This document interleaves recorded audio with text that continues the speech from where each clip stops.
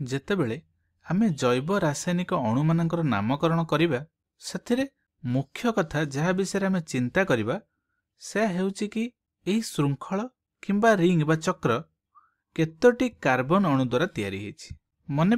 ମନେକର ମୋ ପାଖରେ ଏମିତି ଗୋଟେ କିଛି ଶୃଙ୍ଖଳ ଅଛି। ତେବେ ଏହାର ଅର୍ଥ କ'ଣ? ହାଲକା ଫୁଲକା ଭାବରେ ତୁମେମାନେ କିଛି ନା କିଛି ତ ଜାଣିଥିବ। ତେବେ ଏହାର ଅର୍ଥ କ'ଣ? ଏଇ ରେଖାର ଶେଷ ଭାଗରେ ଏବଂ ଜଏଣ୍ଟରେ କାର୍ବନ ରହିଥାଏ। ତାହେଲେ ମୁଁ ଲେଖିପାରିବି ଏଠି କାର୍ବନ କାର୍ବନ କାର୍ବନ। ତେବେ କେତୋଟି କାର୍ବନ ଏଠି ଅଛି? ଯଦି ଆମେ ଗଣିବା 1 2 3 4 5 ଏବଂ 6ଟା କାର୍ବନ ଅଛି। ଏବଂ କାର୍ବନର ଯୋଜ୍ୟତା 8 ହେବା ପାଇଁ ମନେ ରଖ ଏମାନଙ୍କ ସହିତ ଯେତୋଟି ହାଇଡ୍ରୋଜେନ ଦରକାର ତାହା ଯୋଡ଼ି ହେଇକି ଅଛନ୍ତି। ମନେକର ଏଇଠି ଗୋଟେ ବନ୍ଧ ଅଛି, ତାମାନେ ଏଇ କାର୍ବନ ନିକଟରେ 3ଟି ହାଇଡ୍ରୋଜେନ ଯୋଡ଼ି ହେଇକି ଅଛନ୍ତି ଏବଂ ଏଇ କାର୍ବନ ପାଖରେ 2ଟି ବନ୍ଧ ଅଛି, ତେଣୁ ଆଉ 2ଟି ହାଇଡ୍ରୋଜେନ ଯୋଡ଼ି ହେଇକି ଅଛି। ଠିକ୍ ସେହିପରି ସବୁ କାର୍ବନ ପାଖରେ ହାଇଡ୍ରୋଜେନ ଅଛି, କିନ୍ତୁ ଆମେ ଏହାକୁ ଅନ୍ୟ ଭିଡ଼ିଓରେ ତ ଆଲୋଚନା କରିଛନ୍ତି। ତେବେ ଏଥିରେ ମୁଁ ଆଉ ଲେଖୁନାହିଁ। ତେବେ ତାହେଲେ ଏଇଠି ଆମେ ଗୋଟେ କଥା ତ ଲକ୍ଷ୍ୟ କରୁଛନ୍ତି ଯେ କାର୍ବନ କାର୍ବନ ମଧ୍ୟରେ ଏକ ବନ୍ଧ ଅଛି। ତେବେ ଆମେ ଆଗରୁ ଥରେ ଆଲୋଚନା କରିଥିଲେ ଯଦି କାର୍ବନ ଓ କାର୍ବନ ମଧ୍ୟରେ ଏକ ବନ୍ଧ ଥାଏ ତାହେଲେ ସେମାନଙ୍କୁ ଆମେ ଆଲ୍କ-ଏନ୍ ବା ଆଲ୍କେନ୍ ବୋଲି କହିଥାନ୍ତି, ଯାହାକୁ ଓଡ଼ିଆରେ ଯଦି ଆମେ ଲେଖିବା ତାକୁ ଆମେ ଆଲ୍କେନ୍ ବୋଲି କହିଥାନ୍ତି। ତେବେ ଏଇଠି ମୁଁ ତୁମକୁ କହିଥିଲି ଯେ ଏଇ ଆଲ୍କର ଅର୍ଥ କ'ଣ? ଆଲ୍କର ଅର୍ଥ ହେଉଛି ଯେ ସେଇ ଶୃଙ୍ଖଳରେ କେତୋଟି କାର୍ବନ ଅଛି। ତେବେ ସେଥିପାଇଁ ମୁଁ ଏଇଠି କିଛି ଜିନିଷ ଲେଖିଛି। ଯଦି କାର୍ବନର ଶୃଙ୍ଖଳରେ ଗୋଟିଏ କାର୍ବନ ଅଛି ତାହେଲେ ଆଲ୍କ ଜାଗାରେ ଆମେ ମିଥ୍ ଲେଖିବା, ଏବଂ ଯଦି କାର୍ବନର ଶୃଙ୍ଖଳରେ 6ଟି କାର୍ବନ ଅଛି ଯାହାକି ଏଇଠି ଆମେ ଦେଖୁଛନ୍ତି ତାହେଲେ 6ଟି ଜାଗାରେ ଆମେ ହେକ୍ସ ଲେଖିବା। ଠିକ୍ ଅଛି। ତାହେଲେ ଇଂରାଜୀରେ ପ୍ରଥମେ ଆମେ ଲେଖିବା। ଇଂରାଜୀରେ କ'ଣ ହେବ? ଆଲ୍କ ଜାଗାରେ ମୁଁ ଲେଖିବି ହେକ୍ସ, ଏବଂ କାର୍ବନ କାର୍ବନ ମଧ୍ୟରେ ଏକ ବନ୍ଧ ଅଛି, ତେଣୁ ମୁଁ ବସାଇ ଦେବି ANE। ତାହେଲେ ନାଁ ହେଇଗଲା ହେକ୍ସେନ୍। ଯଦି ମୁଁ ଏହାକୁ ଓଡ଼ିଆରେ ଲେଖିବି କେମିତି ଲେଖିବି? ଏହା ହେଇଯିବ ହେକ୍ସେନ୍। ହେକ୍ସେନ୍। ହେକ୍ସର ଅର୍ଥ 6ଟି କାର୍ବନ ଅଛି, ANE ବା ଏନ୍ର ଅର୍ଥ ହେଉଛି କାର୍ବନ କାର୍ବନ ମଧ୍ୟରେ ଏକ ବନ୍ଧ ଅଛି, ତେଣୁ ଏହା ହେଇଗଲା ହେକ୍ସେନ୍ର ନାମକରଣ। ବର୍ତ୍ତମାନ ମୁଁ ଆଉ କିଛି ଗୋଟେ ଅଙ୍କନ କରୁଛି। ମନେକର ମୁଁ ଏମିତି କିଛି ଗୋଟେ ଅଙ୍କନ କଲି। ଠିକ୍ ଅଛି। ତାହେଲେ ଆମେ ଗଣିବା ଯେ ଏଥିରେ କେତୋଟି କାର୍ବନ ଅଛି।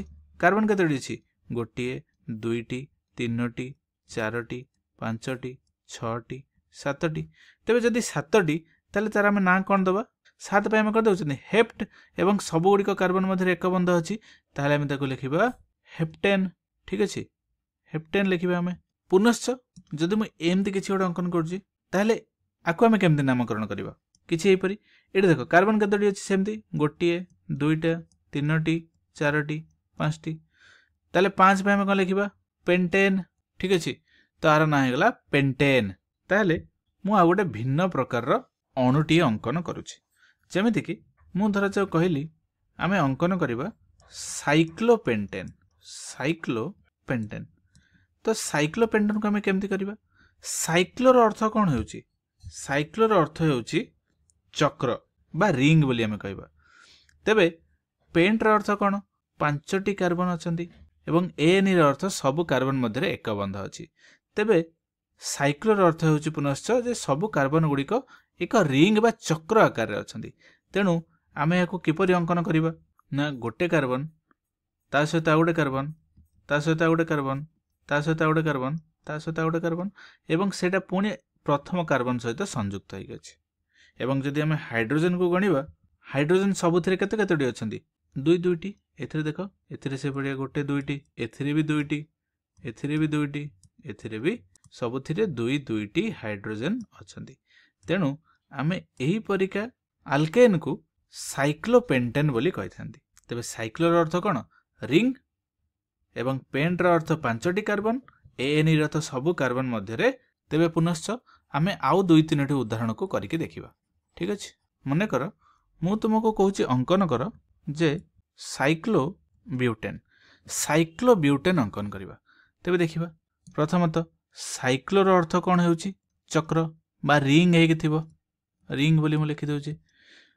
ବିଉଟ୍ର ଅର୍ଥ କ'ଣ? ବିଉଟ୍ର ଅର୍ଥ ହେଉଛି 4ଟି କାର୍ବନ, ଏବଂ ANE ଯେଉଁ ଆମେ ଦେଖିଲେ एन ର अर्थ पुणी कौन एन ର अर्थ ହେଉଛି एक बंध ताहले अंकन करिबा चारोटी कार्बन आम पाखे अच्छी चारोटी कार्बन मुझे लिखिदेवी एमती गोटे दीटा तीनटा चारिटा एवं ताको पुनश्च जोड़ीदेव यार अर्थ पुणी कौन ये गोटे कार्बन अच्छी ये गोटे कार्बन अच्छी ये गोटे कार्बन अच्छी ये गोटे कार्बन अच्छी आपको आम किसी एमती भी लिखिपर 1 2 3 4 बस जोड़ी दियो हाइड्रोजन सब दुई दुईटी जोड़ी दियो यह है साइक्लोब्यूटेन पुनश्च मुझे तुमको कहि अंकन कर डेकेन ताहले तुम केमती अंकन कर डेकेन केमती हो डेकेन को आम एमती अंकन करवा डेक रो अर्थ कौन 10टा कार्बन एन रो अर्थ सिंगल बॉन्ड ताहले लिखा गोटे कार्बन ये रहा 2 3 4 5 6 7 8 9 10 10टा कार्बन हो गला एन रो अर्थ सब कार्बन मध्य एक बंध ताहले एन तुम डेकेन मध्य अंकन करि तेबे मु तुमको 3-4टी कहूची अंकन करिक देख हेप्टेन साइक्लोअक्टेन एवं साइक्लोहेक्सेन